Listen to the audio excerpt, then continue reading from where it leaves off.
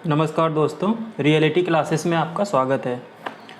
इस वीडियो में हम लोग अनेकार्थी शब्द देखेंगे। जो आपका वीडियो का सिलेबस है उसमें कोई क्लियर सिलेबस तो दिया नहीं गया है कि ये टॉपिक आएंगे, लेकिन जो प्रीवियस ईयर पेपर हुए हैं ना उसमें काफ़ी अलग अलग टॉपिक्स को कवर किया गया है। तो आपको कोई टॉपिक छोड़ना नहीं है, क्योंकि यदि आपने कोई टॉपिक छोड़ दिया और उससे क्वेश्चन आ गया तो फिर आपसे वो बनने से रहा। तो हम लोग इस वीडियो में अनेकार्थी शब्द को कवर करेंगे। अनेकार्थी से समझ में आ रहा है कि एक शब्द के कई अर्थ हैं।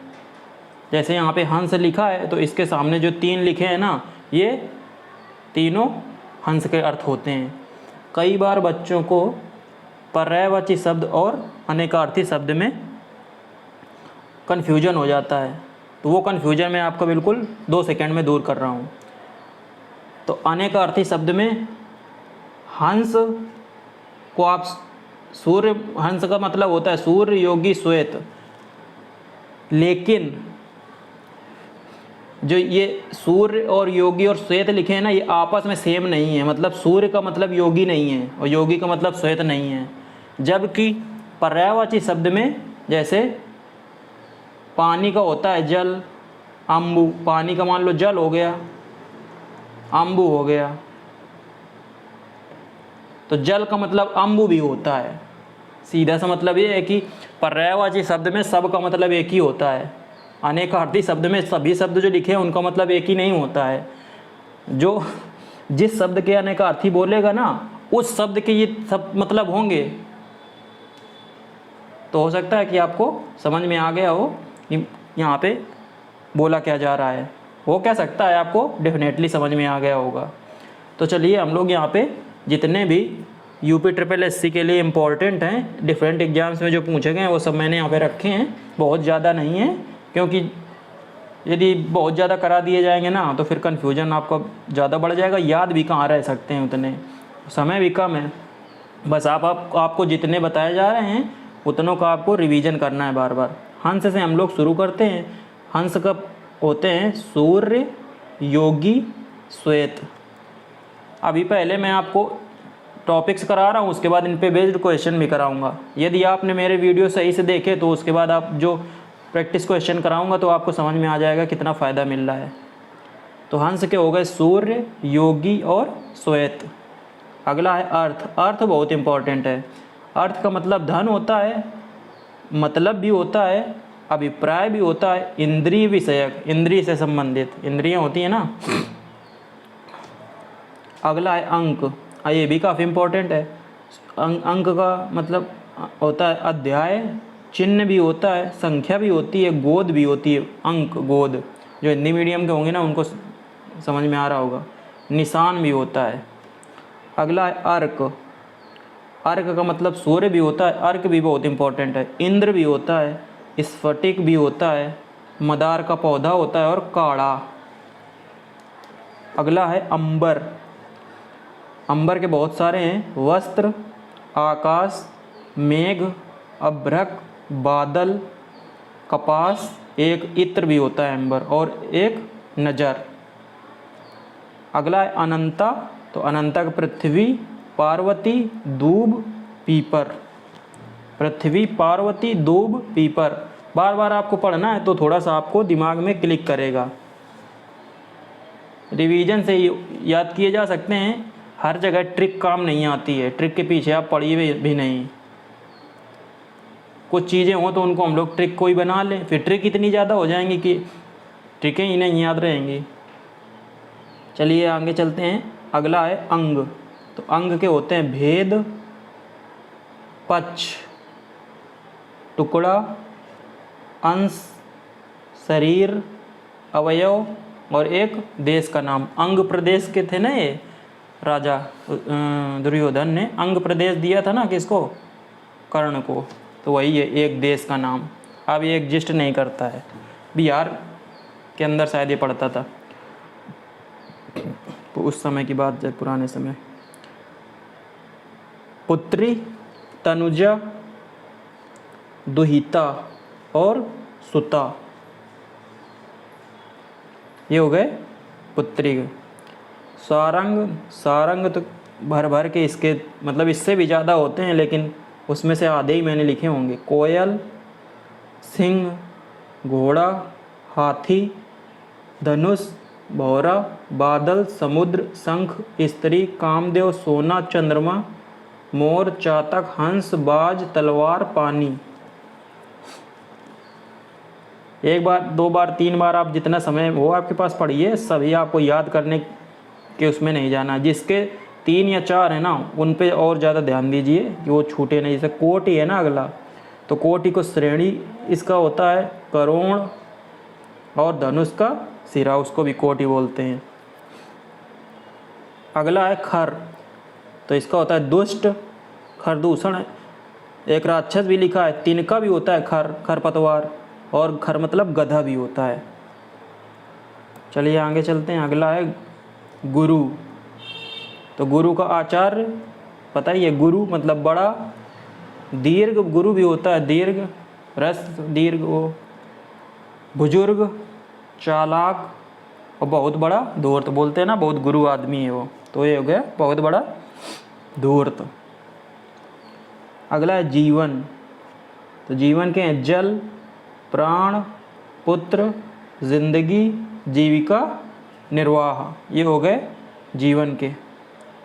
आगे है सार, तो इसका तत्व, निष्कर्ष, रस, लाभ, धैर्य, ये हो गए सार के। फिर से देखते हैं तत्व, सार बोलते हैं ना, इसका सार क्या है, निष्कर्ष क्या है, रस, लाभ, धैर्य।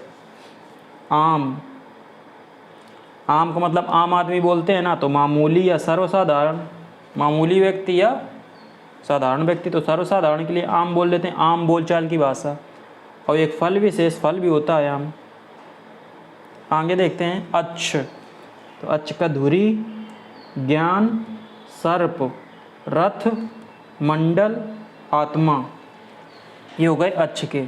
धुरी, ज्ञान, सर्प, रथ, मंडल, आत्मा।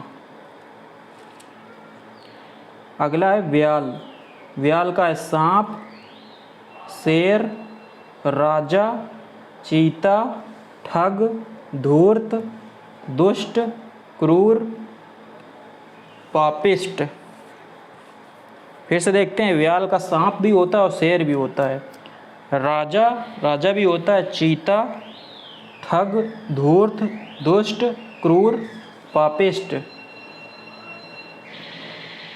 व्याल के बाद दिया गया है पंच, तो पंच का 5, ग्राम पंचायत, ग्राम का सरपंच, उनको भी पंच बोलते हैं, और निर्णय करने वाला पंच है ना, वो निर्णय करते हैं। अगला है पंचानन, तो पंचानन हो गया सिंह, शिव, और पंचानन ना ब्रह्मा और विष्णु आप मत समझ लेना, मैंने बताया था पर्यायवाची में। चतुर्मुख ब्रह्मा जी का है, चतुर्भुज विष्णु जी का है। प्रकांड और विद्वान, ये प्रकांड और विद्वान दोनों पंचानन के होते हैं। चलिए अगला है पानी, तो बोलते हैं ना पानी का इज्जत, यमक अलंकार में पानी यूज होता है, रहीमन पानी राखिए बिन, अच्छा यमक नहीं था, ये कौन सा था, हाँ यमक ही था, जितने बार यूज होगा उतने बार वो अलग अलग मतलब होगा। तो रहीमन पानी राखिए बिन पानी सब सोन, पानी बिने न उबरे मोती मानिस चून। तो पानी का मतलब इज्जत भी होता है, जल भी होता है और चमक भी होता है, ये हो गए पानी के।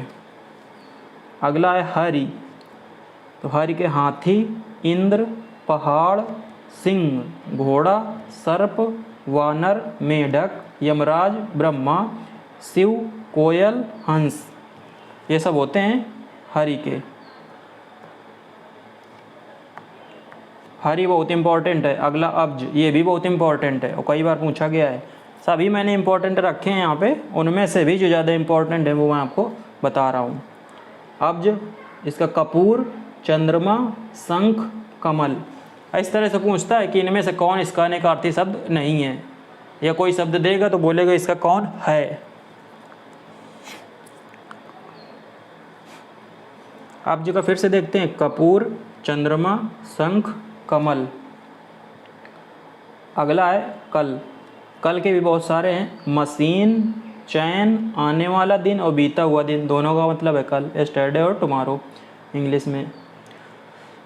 शांति, सुंदर, श्रेष्ठ, अस्फुट, अस्फुट टा लिखा है, मधुर, ध्वनि, आराम।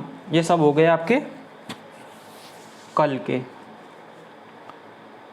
बस ख़त्म होने वाले हैं, ये नाग तक हैं, आप ये समझ लो। 8 या 9 होंगे इसके बाद, बिल्कुल लिमिटेड मैंने रखे हैं, आपको यहीं को रिवाइज करना है।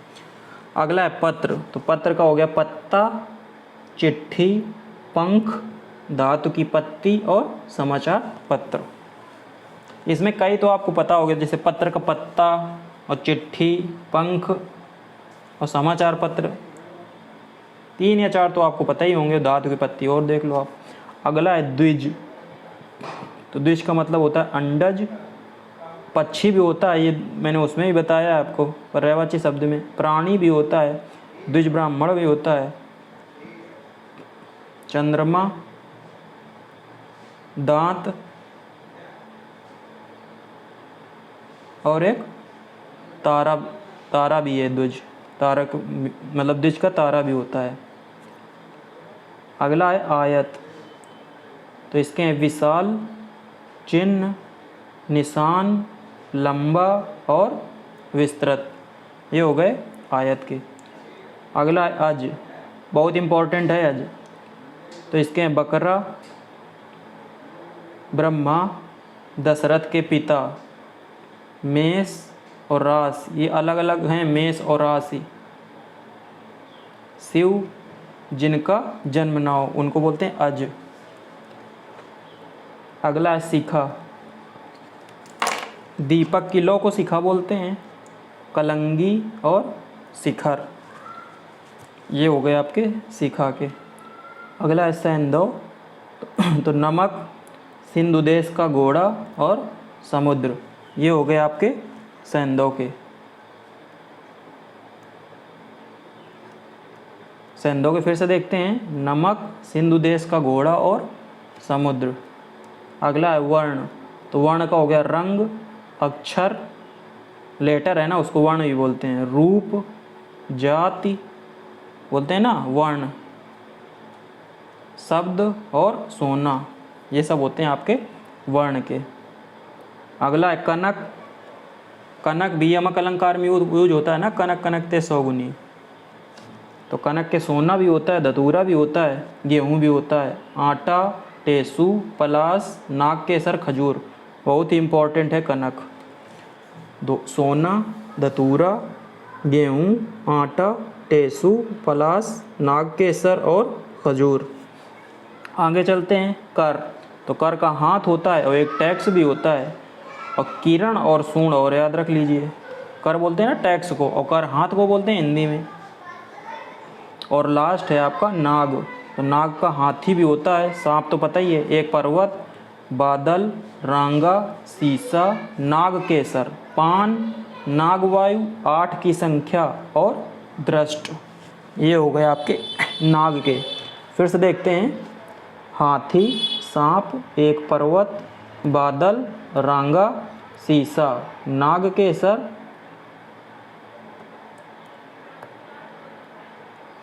पान, नागवायु, 8 की संख्या और दृष्ट। तो इस तरीके से इम्पॉर्टेंट मैंने यहाँ पे कराए हैं आपको, इन्हीं को आप रिवीजन कीजिए। बार बार मैं बोल रहा हूँ, अपना आप कंटेंट मत बढ़ाइए, क्योंकि याद नहीं रहती हैं चीज़ें, दिमाग में ऐसा रहता है कि ये भी पढ़ लें ये भी पढ़ लें, लेकिन यहाँ पे सब याद रखने का खेल है। रिवीजन जो जितने करेगा उसके सिलेक्शन के चांस उतने रहेंगे। चलिए मिलते हैं अगले वीडियो में, तब तक के लिए नमस्कार, धन्यवाद।